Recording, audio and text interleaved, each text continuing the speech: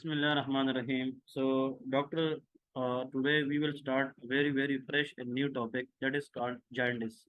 तो jaundice क्या है? कल हमने इसके बारे में थोड़ा पढ़ा था. It is the abnormal yellowing of the skin or sclera. Sclera is the white part of the eye. If it is yellow, it means there is excess deposition of bilirubin. That is either because of increased production of bilirubin और decreased clearance. कल मैंने आप लोग को बताया था या तो बिलिरुबिन बहुत ज़्यादा बनता है या कम एक्सक्रीट होता है जिसकी वजह से डिपोजिशन के चांस होते हैं और when ever bilirubin deposit in different parts of the body specially sclera that condition is called jaundice. और ये भी याद रखें जो जॉन्डिस है इसको हम मेडिकली एक्ट्रेस भी कहते हैं। अब इसकी जो कॉमन काजेज है जिसमें बिलिरुबिन बढ़ सकती है, one is haemolysis, excessive breakdown of RBC. जब आरबीसी की ब्रेकडाउन बहुत ज़्यादा होती है तो उसमें जनाब बिलिरुबिन बढ़ने के चांस होते हैं। Number two, obstruction. ऑब्स्ट्रक्शन के अंदर specially CBD, common bile duct obstruction, tumour in the liver and liver disease, ये सारी की सारी heart liver. It is the mnemonic how to remember the causes of increase bilirubin level, haemolysis, obstruction to common bile duct, tumour and liver disease. अब यहाँ पे दो तीन चीजें हमें सीखनी है फॉर द पर्पस ऑफ और कंसेप्ट। अब देखें, आप लोगों ने याद रखना है कि जब आरबीसी नॉर्मली इसकी लाइसिस होती है तो आरबीसी के अंदर होता है हीमोग्लोबिन। हीमोग्लोबिन से हीम निकलता है और हीम से बिलिवर्डेन बनता है और ये जो बिलिवर्डेन है ये फ्यूचर में कन्वर्ट होता है बिलिरुबिन।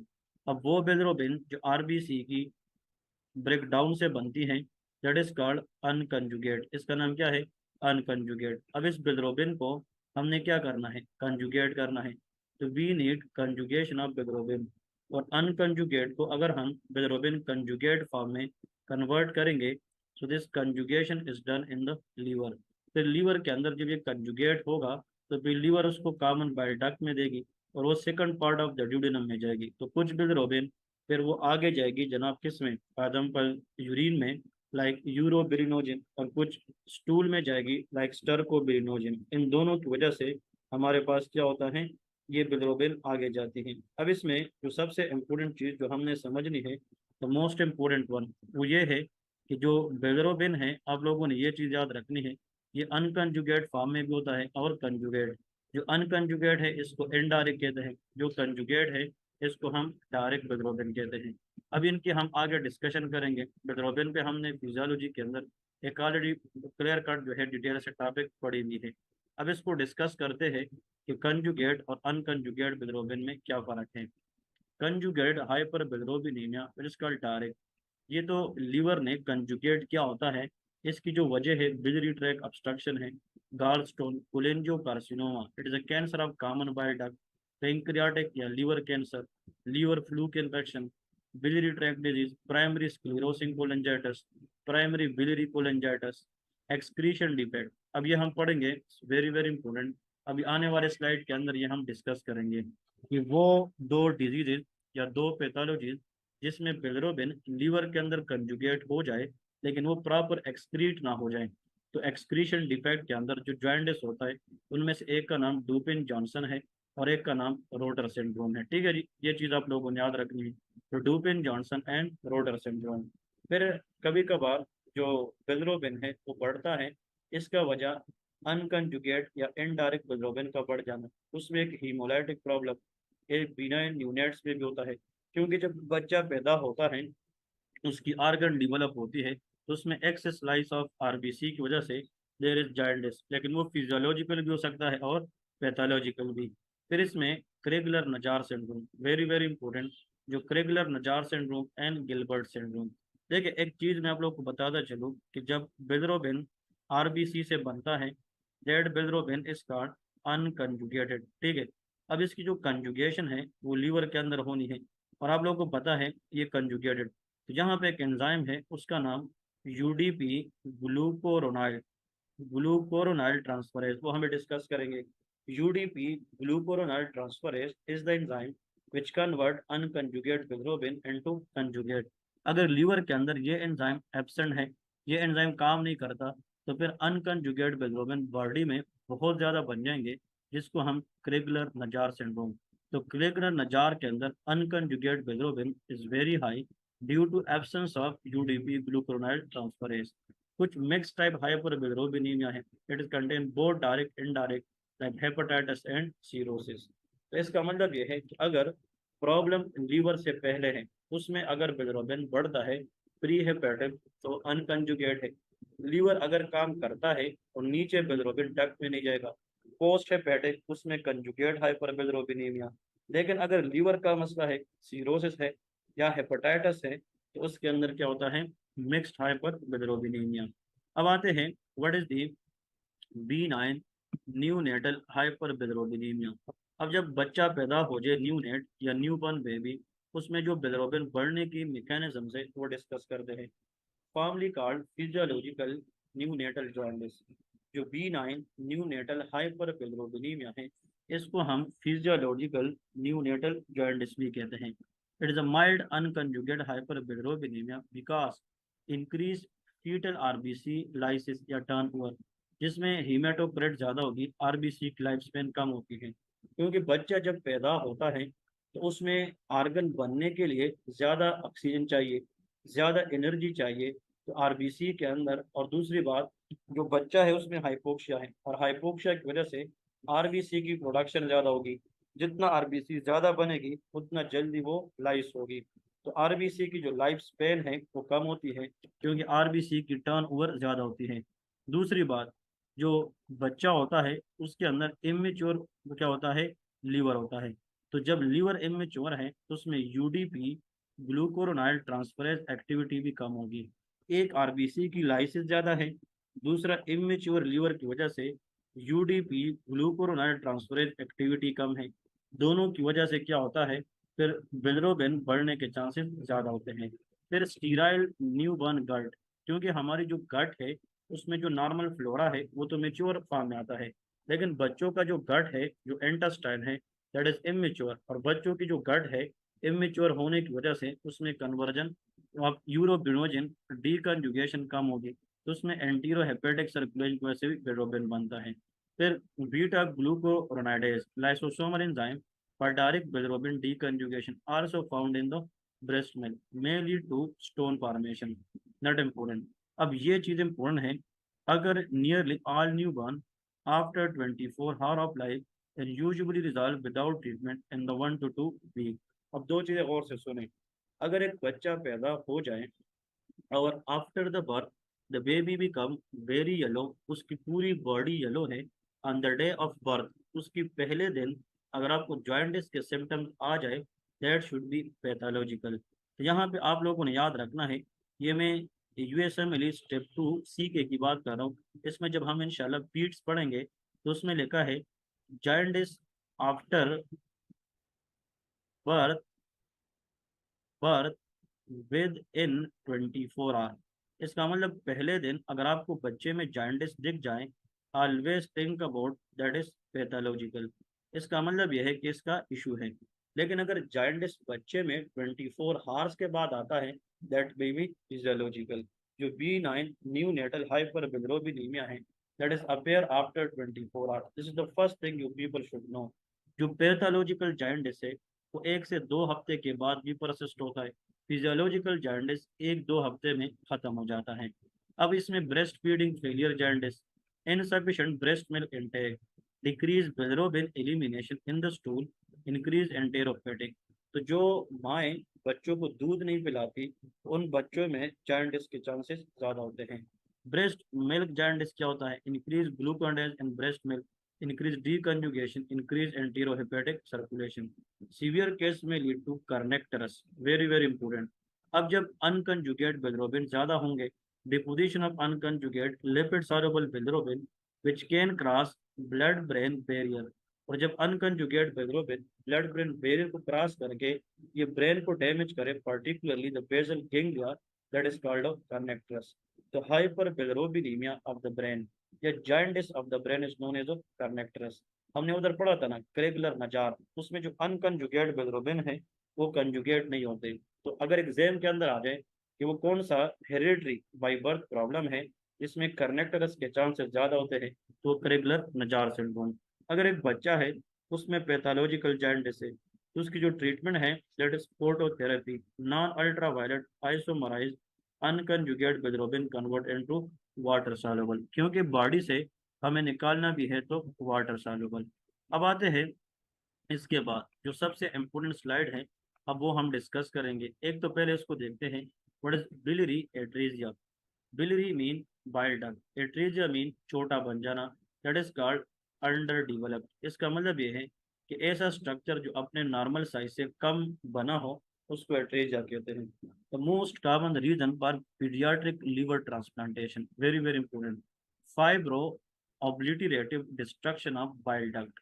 इसका मतलब ये है कि जो बाइल डक्ट है वो बाई बर्थ कंजेनिटली अपनी एक्चुअल साइज से कम बना होता है, तो उसमें जो सिक्रीशन है that will stay known as cholestasis associated with absent or abnormal gallbladder on ultrasound, often present as a newborn with persistent jaundice after 2 weeks of life, darkening of urine, and that is called acolic stool, hepatomegaly, and there is increased direct bilirubin and GGT. जो gamma glutamyl transferase है that is specific test for common bile duct pathology. अगर एक बच्चा है उसमें हमेशा याद रखें 2 हफ्ते के बाद भी अगर जॉन्डिस परसिस्ट रहा और वो बच्चा पैदा होता है लेकिन उसका जॉन्डिस ठीक नहीं होता, तो प्लीज याद रखें उसका एक अल्ट्रासोनोग्राफी करें। अगर उसका कॉमन बाइल डक्ट छोटा बना है और उसमें डायरेक्ट बिलिरुबिन और जीजीटी ज्यादा है और उसमें हमेशा darkening of urine, clay coloured urine या डार्क यूरिन है, थिंक अबाउट बिलियरी एट्रेजिया। अब ये वाला जो टॉपिक है ना, this is super super important, तो I will suggest that at least one MCQs it will come from this topic. अभी रिसेंटली जो एनआईली एग्जाम हुआ है, प्लेब के अंदर, यूएसएमएलई के अंदर, सब के अंदर इससे जनाब बहुत सारे क्वेश्चन आते हैं। You people must know as a clear concept about this one. ठीक है, आप लोगों ने इसके बारे में एक क्लियर कंसेप्ट याद रखनी है कि भाई इस टॉपिक के अंदर इस डायग्राम का मतलब क्या है। These are hereditary hyperbilirubinaemia. अब ये सारे के सारे ऑटोसोमल क्या है, रिसेसिव, लेकिन मैं कहता हूँ कि मैं एक डायग्राम ड्रा करूँ ताकि आप लोग को ये चीज़ आसान हो जाए। चले मैं अपने हिसाब से यहाँ पे समझाने की कोशिश करूँगा। जो बिलिरुबिन मतलब आरबीसी से बने, तो आप लोग को बताया तो वो कौन से होते हैं, अनकंजुगेट। कौन से होते हैं, unconjugated bilirubin. So the type of bilirubin that is come from RBC is called unconjugate. ये वाटर सॉल्युबल को कन्वर्ट करना है क्योंकि दीज आर लिपिड सॉल्युबल। अब यहाँ पे जो लीवर के अंदर ये बिलिरुबिन हम कंजुगेट करते हैं, कंजुगेटेड बिलिरुबिन, तो लीवर डन दिस कंजुगेशन, पर लीवर जो है इस कंजुगेट बिलिरुबिन को क्या करेगी, एक्सक्रीट करेगी, जो हमने फिजियोलॉजी में पढ़ा था। लेकिन यहाँ पे जो एंजाइम था ना, वेरी इंपॉर्टेंट, उसका नाम है यूडीपी, यूडीपी ग्लूकोरोनाइल ट्रांसफरेज। ये आप लोगों ने बाय हार्ट याद रखना है, यूडीपी ग्लूकोरोनाइल ट्रांसफरेज। तो इतना याद रखें कि जो बिलिरुबिन आरबीसी से बनता है वो अनकंजुगेट है, फिर unconjugate bilirubin convert into conjugate by UDP glucuronyl transferase, और वो फिर बॉडी एक्सक्रीट करती है। अगर एक पेशेंट है, एक बच्चा है, वो बाई बर्थ पैदा हुआ है, मैं यहाँ पे लिखता हूँ, उसमें ये वाला एंजाइम, ये जो यूडीपी ग्लूकोरोनाइल ट्रांसफरेज है, ये एंजाइम बिल्कुल है नहीं, दैट इज कॉल्ड एब्सेंट। ये क्या है, एब्सेंट है। तो फिर अनकंजुगेट बिलिरुबिन कन्वर्ट नहीं होंगे, तो अनकंजुगेट बिलिरुबिन का लेवल ज़्यादा होगा। तो ऐसा जॉन्डिस जिसमें ये एंजाइम है नहीं, एब्सेंट है, और उसमें अनकंजुगेट बिलिरुबिन ज़्यादा होगा, that condition is called Crigler Najjar syndrome type 1। तो क्रेगलर नजार सिंड्रोम को अब पढ़ते हैं कि इसमें क्या है, absent UDP glucuronide transferase absent, present early in life but some patient may not have neurological sign under later in life। अब देखिए फाइंडिंग क्या है, जाइंडिस होगी। अब ये अनकंजुगेट है और आप लोगों को पता है कि unconjugate bilirubin always cross blood brain barrier. अब इन बच्चों में कि जब ब्लड ब्रेन बैरियर को क्रॉस करेंगे it can cause kernicterus, unconjugate bilirubin depletion in brain, increase unconjugate bilirubin. इसकी जो ट्रीटमेंट है वो प्लाज्मा पेरेसिस है, इसके हम प्लाज्मा एक्सचेंज करेंगे और फोटोथेरापी करेंगे, very very important. Do not conjugate unconjugate bilirubin but does increase polarity, ताकि वो वाटर सॉल्युबल बन जाए, ठीक है। और जो टाइप 2 है वो लिस सीवियर है, respond to phenobarbital which increase enzyme synthesis. But is not important. जो क्रेगुलर नजार है, इसकी जो क्यूरेटिव ट्रीटमेंट है वो लीवर ट्रांसप्लांट है। लेकिन मैं अगर यहाँ पे लिखूँ, यार इस बच्चे में, इसमें तो एंजाइम है नहीं और एंजाइम को हम रिप्लेस कर नहीं सकते, इसलिए ये बच्चे जिंदगी के अर्ली लाइफ में ये अपनी बाजी हार जाते हैं, मर जाते हैं। इसलिए prognosis of this disease is very poor, याद रखें। तो यहाँ पे एक चीज आप लोग को मैं समझाने जा रहा था कि वो डिजीज जिसमें ये एंजाइम एब्सेंट हो, दैट इज कॉल्ड क्रेगुलर नजार सिंड्रोम। अगर ऐसी डिजीज हो जिसमें यूडीपी ग्लूकुरोनाइल ट्रांसफरेज वो पार्शियल प्रेजेंट हो, पार्शियल एब्सेंट हो, 50-50 हो, कंप्लीट ना हो, तो इसका मतलब mild UDP glucuronyl transferase activity हो लेकिन माइल्ड ना हो, तो उसका नाम गिलबर्ट सिंड्रोम है। तो गिलबर्ट सिंड्रोम इवन मैंने अभी रिसेंटली जो एमआरसीपी एग्जाम दिया था उसमें भी आया था। इसके क्वेश्चन किस तरह थे बता दो। माइल्डली डिक्रीज यूडीपी ग्लूकोनाइल ट्रांसफरेज, ये asymptomatic mild jaundice usually with stress illness और फास्टिंग। अब और से सुने, ये जो लोग होते हैं गिलबर्ट, इसमें यूडीपी है बट माइल्डली डिक्रीज होता है, होता जरूर है, कम है। तो ये लोग जब रेस्ट में होते हैं ना, आम रिलैक्स स्टेट में, तो ये जो माइल्ड यूडीपी एक्टिविटी है ये इतना बिलिरुबिन कन्वर्ट कर लेते हैं जिस पे बॉडी की टाइम चलती है, तो जॉन्डिस नहीं होता। ये लोग जब स्ट्रेस में जाते हैं, इन्फेक्शन के शिकार होते हैं या फास्टिंग में जाते हैं, तो उसके अंदर तोड़ फोड़ ज्यादा होती है, तो बिलिरुबिन लेवल भी ज्यादा होगा। तो फिर उस कंडीशन में इन लोगों पे जॉन्डिस आना शुरू हो जाता है। तो ऐसा कंडीशन जिसमें स्ट्रेसफुल कंडीशन लाइक इलनेस के दौरान, इन्फेक्शन के दौरान, फास्टिंग के दौरान, इन सब के दौरान अगर जॉन्डिस के सिम्टम आए, रिलैक्स स्टेट में एसिम्प्टोमेटिक हो, गिलबर्ट सिंड्रोम। अब इसमें और इसमें फर्क क्या है? इसमें कंप्लीट एब्सेंट है, इसमें माइल्डली डिक्रीज है। एंजाइम एक ही है लेकिन सिविरिटी अलग है। इसमें symptomatic early in the life, symptomatic at rest, asymptomatic at rest but symptomatic at stressful condition. इसमें भी अनकंजुगेट बिलिरुबिन, बट ये इतना ज्यादा नहीं है कि वो ब्लड ब्रेन बैरियर क्रॉस करें। It is relative common but benign condition, ये इतना डेंजरस हो नहीं है। अभी तक जो हमने ये चीज़ें डिस्कस की हैं, अब आगे देखते हैं कि मोस्ट इम्पोर्टेंट इसमें हम और क्या करेंगे। अगर ये अनकंजुगेट बिलिरुबिन कंजुगेट हो जाए लेकिन यहाँ पे लेके नॉट एक्सक्रीट, इसका मतलब यह है कि जो लीवर है उसको निकाले ना, एक्सक्रीट ना करे, तो unconjugate will conjugate but this conjugate bilirubin will remain in the liver क्योंकि डू नॉट एक्सक्रीट। तो फिर भी conjugate hyperbilirubinaemia, that is Dubin Johnson syndrome. तो conjugate hyperbilirubinaemia due to defective liver excretion, इसमें जो liver है वो इसको कंप्लीटली बाहर नहीं निकाल सकेगी। और याद रखें, जब कंजुगेट बिलिरुबिन ज्यादा देर तक लीवर में रहेगी, it will make the liver dark, black liver. अब लोगों को पता है dark is D, D for Dubin Johnson syndrome and due to impaired excretion of epinephrine metabolite and that is usually benign।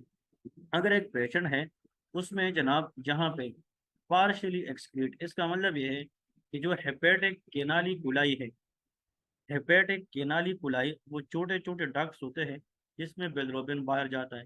अगर लीवर अनकंजुगेट को conjugate करे, लेकिन ये चीज़ आप लोगों ने याद रखनी है कि अगर फॉर एग्जांपल वो कंजुगेशन के बाद पार्शली जाए पार्शली ना जाए, तो फिर वो रोटर सिंड्रोम है। तो पीनोटिपिकली सिमिलर टू डूपन। तो डूपिन जॉनसन में भी एक्सक्रीशन का इशू है, इसमें भी। इसमें कंप्लीट एक्सक्रीशन नहीं होती, इसमें पार्शल होती है, बट माइल्डर फॉर्म है विदाउट ब्लैक लीवर, इसमें रेगुलर लीवर होता है। The liver is normal regular, that is R for regular liver Rotor syndrome. Dark liver is Dubin Johnson syndrome due to impaired hepatic storage of conjugated. तो आप लोग इस चीज से समझ क्या है, that is a very very classical point. और मैंने कोशिश की है कि इसके अंदर आप लोगों को मैंने हर एक चीज जो है वो क्लियर की है। तो इसमें जो मोस्ट इम्पोर्टेंट पॉइंट है वो आप लोगों ने याद रखना है। द मोस्ट इम्पोर्टेंट पॉइंट कि एक्चुअली अगर इस एंजाइम के अंदर ये एंजाइम है नहीं, तो उसको क्रेगुलर नजार कहते हैं। अगर ये है बट पार्शियली काम करते तो गिलबर्ट। तो ये दोनों जो है ये एंजाइम के साथ है और दोनों में अनकंजुगेट बिलिरुबिन ज्यादा होंगे। ये दोनों एक्सक्रीशन प्रॉब्लम है। अगर बिल्कुल नहीं जाएंगे एक्सक्रीट डुपिन जॉनसन है, और अगर पार्शियली जाएंगे तो रोटर सिंड्रोम है। तो भाई आप लोग को ये टॉपिक मैंने पढ़ाए हैं और इंशाल्लाह डॉक्टर सादिक अली आप लोग दुआओं में याद रखेंगे। यार इतना मुश्किल टॉपिक जो लोग समझते हैं वो इस तरह कितना आसान बनाते हैं। तो प्लीज़ आप लोगों से रिक्वेस्ट है कि अपने दोस्तों को बताएं किस तरह की प्रोडक्टिव लेक्चर से वो भी फ़ायदा हासिल करें। तो इंशाल्लाह आप लोग दूसरों को रिकमेंड करें, तो उसमें सबका हमारा इंशाल्लाह फ़ायदा होगा। देखिए ये डायग्राम थोड़ा सा पढ़ते हैं। इस डायग्राम के अंदर इन लोगों ने क्या लिखा है। ये तो एंडोथीलियल है, ये वही कंजुगेशन है। इसमें जो सबसे इम्पोर्टेंट चीज़ आप लोगों को याद रखनी है कि जब हमारे पास बिलिरुबिन अंदर आते हैं, और ये जो बिलिरुबिन है इसको लाने के लिए एल्ब्यूमिन चाहिए। Albumin in the blood carry bilirubin, और जब ये अंदर आता है बिलिरुबिन अपटेक होता है तो अनकंजुगेट फॉर्म में आता है। It is conjugated by UDP glucuronyl transferase to conjugate, और ये फिर आगे बाइल फ्लो में जाता है। तो कुछ बिलिरुबिन आगे जनाब कॉमन बाइल डक्ट में यूरिन की शक्ल में निकलती है और कुछ स्टूल की शक्ल में निकलती है। लेकिन ये बात हमेशा याद रखें कि when bilirubin is conjugated, it will excrete out of the body via urine और via the stool। यूरिन के अंदर जो बिलिरुबिन जाएगी उसको हम यूरोबिलिनोजन कहते हैं, जो स्टूल में जाएगी उसको हम स्टर्कोबिलिनोजन कहते हैं। ठीक है जी, ये वो पॉइंट्स है जिसमें आप लोगों ने याद रखना है। इंपोर्टेंट एमसीक्यूज क्वेश्चन कौन कौन से हैं, ठीक है जी। तो इसके बाद ये ऑटोसोमल रिसेसिव डिसऑर्डर्स है, वो इंशाल्लाह हम नेक्स्ट लेक्चर में करेंगे। जज़ाकल्लाह, अल्लाह हाफिज़।